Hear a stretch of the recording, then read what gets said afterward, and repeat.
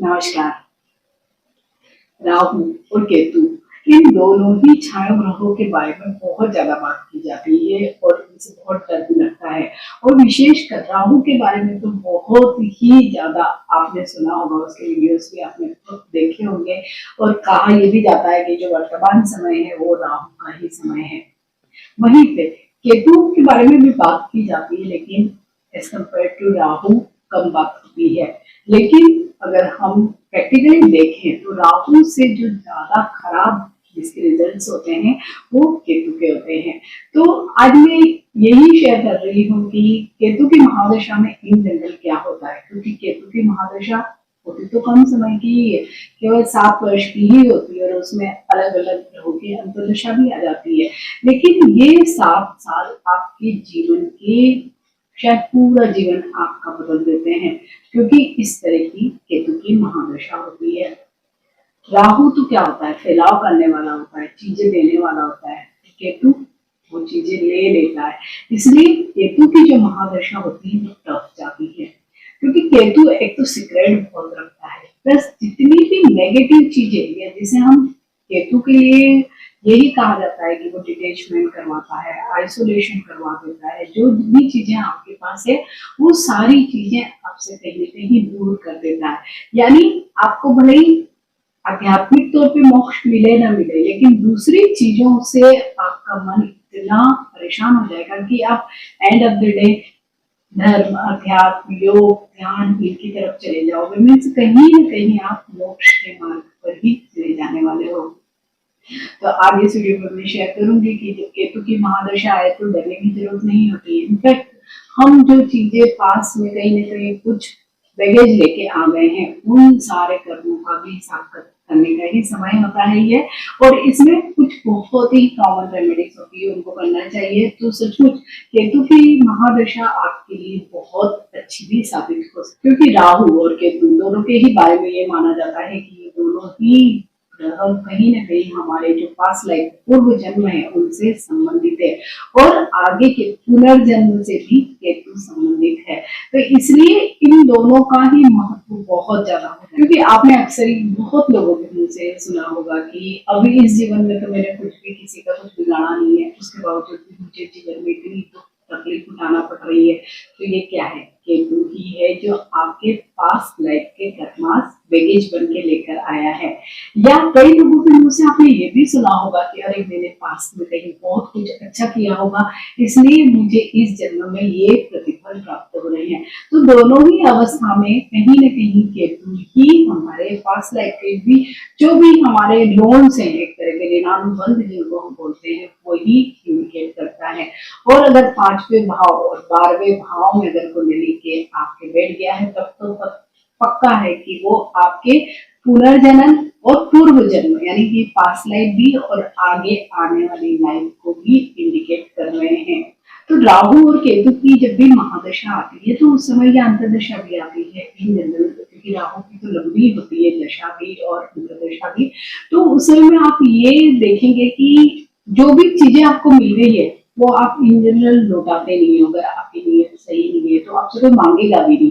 राहु वाले पीरियड में ऐसे होता है कि हम जो उधारियां हैं हमारी किसी जन्म की, बाकी वो हमें वापस मिल जाती है। लेकिन केतु ठीक इसके उलट करता है, वो आपकी जो देनदारियां बची हुई है, जो भी चीजें जिसको भी आपको देनी है, वो आपको इस जन्म में जब केतु की दशा, अंतर्दशा, महादशा कुछ भी किसी भी फॉर्म में अगर केतु आते हैं तब आपको वापस रिटर्न करना पड़ता है। जैसे अगर पास्ट लाइफ में आपने किसी से कुछ उधार लिया हुआ है, तो जब केतु की महादशा या दशा आती है तब आप देखेंगे कि अचानक ही आपका पैसा कहीं ना कहीं ऐसी जगह खर्च हो जाता है, या किसी ऐसे व्यक्ति को आप उधार दे देते हो जिससे वापस मिलने की संभावना ना के बराबर होती है। और इन जनरल केतु की महादशा में अगर आपने कभी भी किसी को कुछ भी पैसा दिया है तो उसके मिलने की संभावना बिल्कुल भी नहीं होती है। इट मीन्स हम पास्ट लाइफ में कहीं ना कहीं उससे कुछ ऋण लेकर आए थे जो इस समय हम उसको चुका रहे हैं।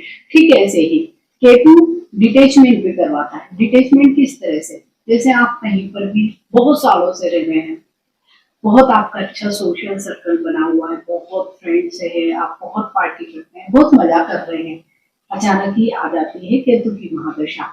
और क्या होता है, आपको स्थान परिवर्तन करना पड़ जाता है। कई बार ऐसे होता है कि बड़े शहरों में कई लोगों की कुंडली में देखते हैं कि जो लोग बड़े शहरों में रहते हैं तो उनका एरिया ही बदल जाता है। तो जहाँ एरिया बदला, आपके जो नेबर्स हैं वो आपसे छूट गए, जो आपके फ्रेंड्स थे, जो चाइल्डहुड फ्रेंड्स थे, मतलब बहुत सारा आपका जो सोशल सर्कल होता है वो बिल्कुल ही छूट जाता है। और केतु की महादशा में ऐसे भी होता है कि जो चीजें आपसे छूट गई वो वापस आपको नहीं मिलती है। इस समय अगर आपकी बहुत बरसों पुरानी कोई मित्रता है, अगर वो छूट गई तो आप देखेंगे आप उससे दोबारा फिर नहीं मिल पाएंगे, या आपका वैसा रिलेशनशिप अब नहीं रह पाएगा। ठीक ऐसे ही मैरिड लाइफ में भी होता है। अगर मैरिड लाइफ में केतु की महादशा में आपका कुछ अलग होने का या डिवोर्स या सेपरेशन की कोई चीजें हो गई, तो या मन मुटाव ही हो गया, आप अलग ही रहने लगे, तो बहुत कम संभावना होगी कि आप उनसे वापस मिले। ठीक ऐसे ही अगर आपने पैसे दिए तो वो वापस मिलने की उम्मीद बिल्कुल ना के बराबर होती है। और भी जैसे कई काम होते हैं, कई अगर आपका किसी से भावनात्मक लगाव भी हुआ तो बस वो केतु की महादशा में कहीं ना कहीं पास का बैगेज था जो आप अभी बैलेंस कर रहे थे। जैसे ही केतु की महादशा खत्म होगी आप अगेन अकेले ही रहेंगे। मीन्स उस पीरियड में जो चीजें छूट जाती है वो जीवन में कभी भी वापस नहीं मिलती है।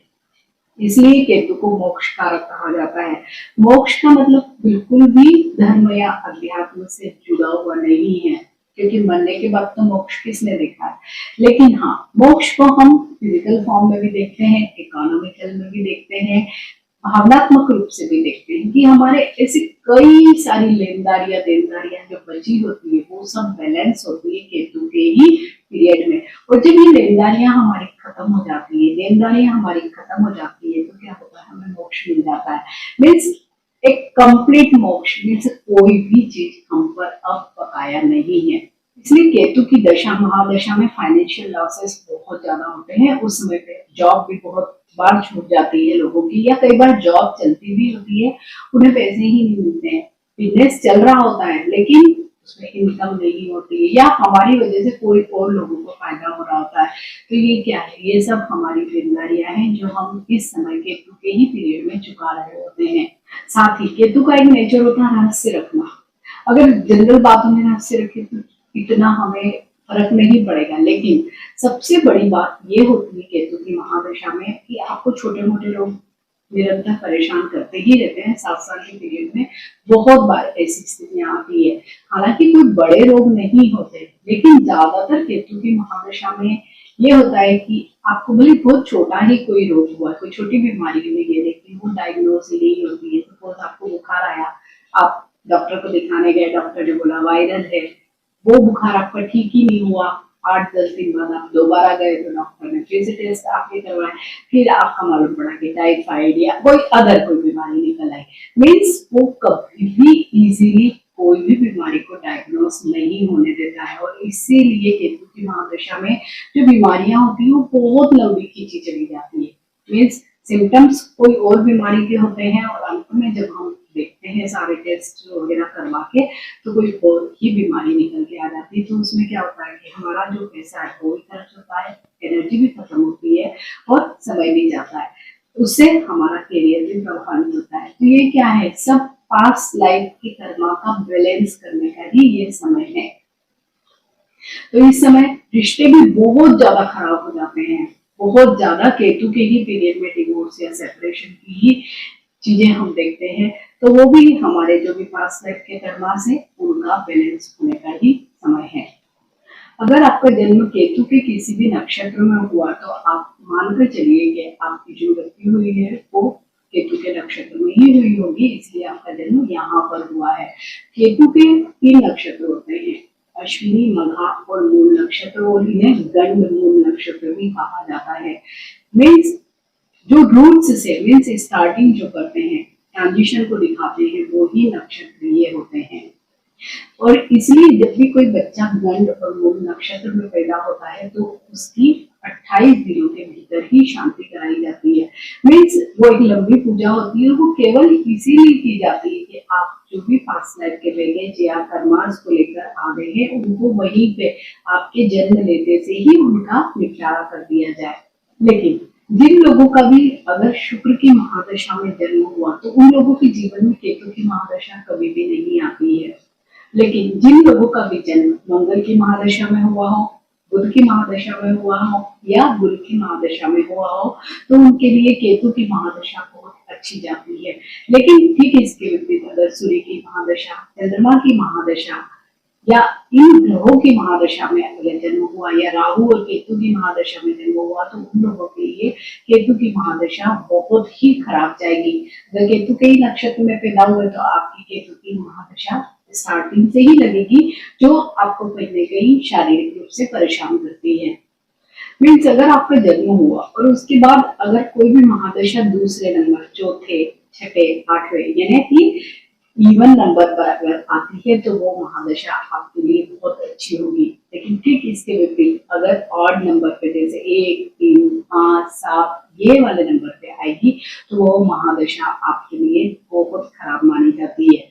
ऐसे भी अगर केतु की महादशा 46 ईयर्स के बाद आती है तो इतना आप पे दुष्प्रभाव नहीं डालती है। लेकिन यही महादशा अगर आपकी 26, 27, 28 इन सालों में अगर आ गई आपकी ये महादशा तो ये सचमुच आपके जीवन को बहुत भारी स्ट्रगल देगी, क्योंकि ये समय आपके प्रोग्रेस करने का होगा और इसी समय में आपको जो भी पास्ट लाइफ के जो भी आपके बैगेज है, ऋण है, वो चुकाने का समय होगा। तो आपकी प्रोग्रेस एक तरह से जितनी होगी उससे ज्यादा आपको चुकाना पड़ेगी, प्लस हेल्थ इश्यूज भी आपके उस समय में होंगे।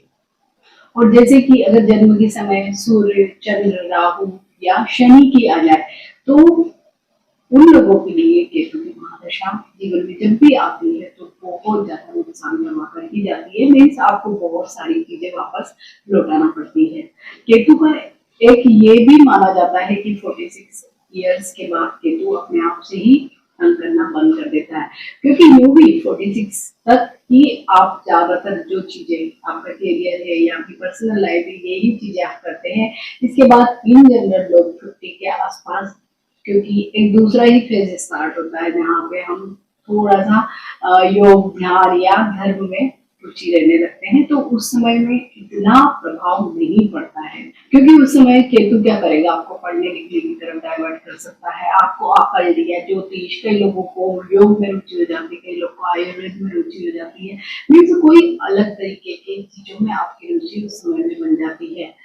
साथ ही क्योंकि वो एक समय ऐसा भी होता है कि जब इन जनरल हेल्थ इश्यूज होते ही हैं, प्लस आप उस समय तक इतना कुछ अर्न कर चुके होते हैं, इतने असेट्स बन चुके होते हैं कि उस समय अगर केतु की महादशा आती है तो बहुत ज्यादा आपको तंग नहीं करेगी।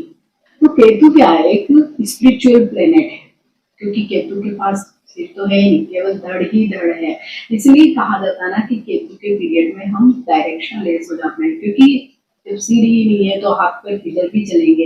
तो बस यही स्थिति केतु करने वाला होता है। और क्योंकि पास्ट लाइफ से कनेक्शन होता है तो हमें समझ में भी नहीं आता है कि अभी तो हमने कुछ भी नहीं किसी का बुरा किया, लेकिन अभी भी हमारे जीवन में बहुत सारी चीजें चल रही है। और केतु क्योंकि हमें अनस्टेबल करता है, जैसे केतु के पीरियड में इन जनरल ये होता है कि आप बहुत सालों से कहीं में कोई जॉब कर रहे हैं, अचानक ही आपका कई लोगों का 20-25 साल के बाद या तो जॉब से उनको निकाल दिया जाता है या कोई और वजह से खुद ही जॉब स्विच कर लेते हैं। मीन्स एक बना बनाया हुआ सेटअप उनका बिगड़ जाता है और उसके बाद भी केतु उनको स्टेबल नहीं होने देता है। तो केतु की महादशा में एक ये भी सबसे बड़ा प्रॉब्लम होता है कि नौकरी पेशा लोगों को जॉब स्विच करना ही पड़ती है या कहीं ना कहीं जॉब लॉस भी होता है और उसके बाद उनको नई जॉब मिलती है। ठीक बिजनेस में भी ऐसे ही होता है कि आपको कोई बहुत वीडियो से कोई बिजनेस बढ़िया चल रहा है लेकिन अचानक ही उसमें इतना लॉस आ जाएगा कि आपको हो सकता है कि उसको बिल्कुल ही शट डाउन करना पड़े, वो बिजनेस बंद करना पड़े और नया बिजनेस आपको चालू करना पड़े। तो केतु के पीरियड क्या है, ये एक स्पिरिचुअल प्लेनेट है, तो इसमें हमको क्या रेमेडीज करना पड़ेगी और रेमेडीज से केतु सही में बहुत खुश भी हो जाता है। तो इसके लिए क्या रेमेडीज करना चाहिए, तो केतु के लिए सबसे अच्छा जो जिन भगवान को माना जाता है कि जिनकी उपासना या आराधना करनी चाहिए वो है भगवान गणेश। तो भगवान गणेश का आप जो बीज मंत्र होता है ओम गम गणपते नमः, उसका मानसिक जाप निरंतर कर सकते हैं। प्लस इस समय अगर आप गणपति अथर्वशीर्ष को रोज सुनते हैं सवेरे और शाम को, और आफ्टर सम टाइम आपको जब लर्न हो जाएगा आप उसको पढ़ भी सकते हैं, तो आप देखेंगे कि आपके बहुत सारे प्रॉब्लम्स सॉर्ट आउट होंगे। क्योंकि गणेश जी की जब भी आराधना करते हैं तो केतु अपने आप ही शांत हो जाते हैं। इसके अलावा आपको धर्म अध्यात्म इन सब कार्यों में अगर आप रुचि लेंगे, कुछ सोशल वर्क करेंगे, एनजीओ वगैरह ज्वाइन कर लेंगे, तो भी आप देखेंगे कि केतु यहाँ पर आपको अच्छे फल देते हैं। केतु के पीरियड में एक काम आप सब लोग को अवश्य करना चाहिए कि जो भी मिक्स एंड मैच कलर्स होते हैं, जैसे कि कुछ बेसिक कलर्स होते हैं और कुछ कलर्स ऐसे होते हैं दो रंगों को मिलाकर एक तीसरा रंग बना दिया, जिसमें ऐश कलर होता है, ब्राउन कलर होता है, भूरा मटमैला रंग। ये जो बेसिक कलर्स नहीं है वो सब केतु के रंग है। तो उनको जब भी आप पहनते हैं तो आप देखेंगे कि आपको डिटेचमेंट या कहीं मन न लगना जैसी स्थितियां और ज्यादा हो जाएंगी। तो आपको क्या करना है, इस समय में आपको जितने भी रिफ्लेक्टिव कलर्स हैं उनको पहनना चाहिए।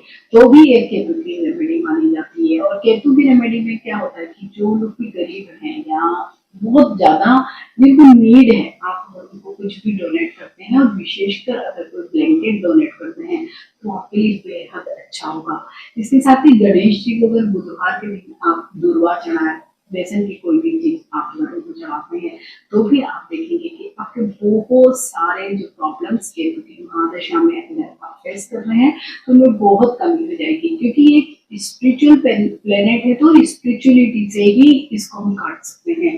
क्योंकि इस समय में आपको जो देनदारियां आप लेकर आए हैं वो तो आपको देना ही पड़ेगी, लेकिन इसके बाद भी अगर बहुत ज्यादा, क्योंकि अचानक कोई लॉसेस वगैरह होते हैं तो बहुत मानसिक अशांति होती है, तो उन्हीं सारी चीजों को ठीक करने के लिए इन रेमेडीज को जरूर करना चाहिए। तो राहु के ही समान केतु से आपको डरने की जरूरत नहीं है, क्योंकि केतु अपना काम तो करेगा ही।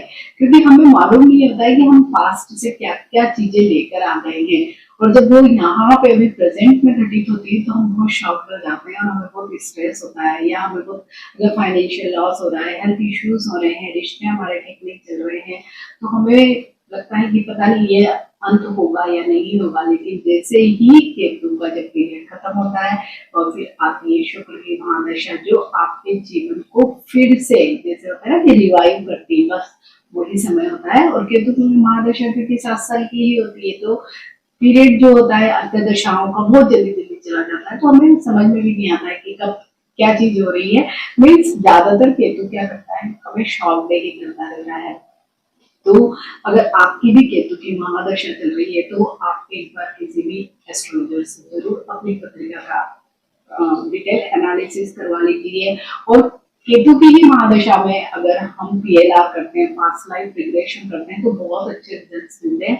मैंने अभी रिसेंटली शायद 7 या 8 लोगों का पीएलआर किया है जिनकी केतु की ही महादशा चल रही थी, और सचमुच उनको जब ये पता लगा कि हाँ मैं पास्ट लाइफ से बहुत सारे बैगेज लेकर आ गया हूँ और अब मुझे ये सब चुकाना है, तो मन अपने आप ही शांत हो गया और स्पिरिचुअलिटी में ज्यादा मन लगा, और अकॉर्डिंग टू दैट हमने अपना आगे का प्लान भी किया। तो आप सब लोगों को जिनकी भी अगर केतु की महादशा चल रही है तो ये महादशा अच्छी जाए, ऐसी ही शुभकामनाएं। अगर मेरा वीडियो अच्छा लगता है तो इसे लाइक कीजिए, शेयर कीजिए, मेरे इस चैनल को सब्सक्राइब कीजिए। मिलते हैं नए वीडियो में। टिल देन नमस्कार।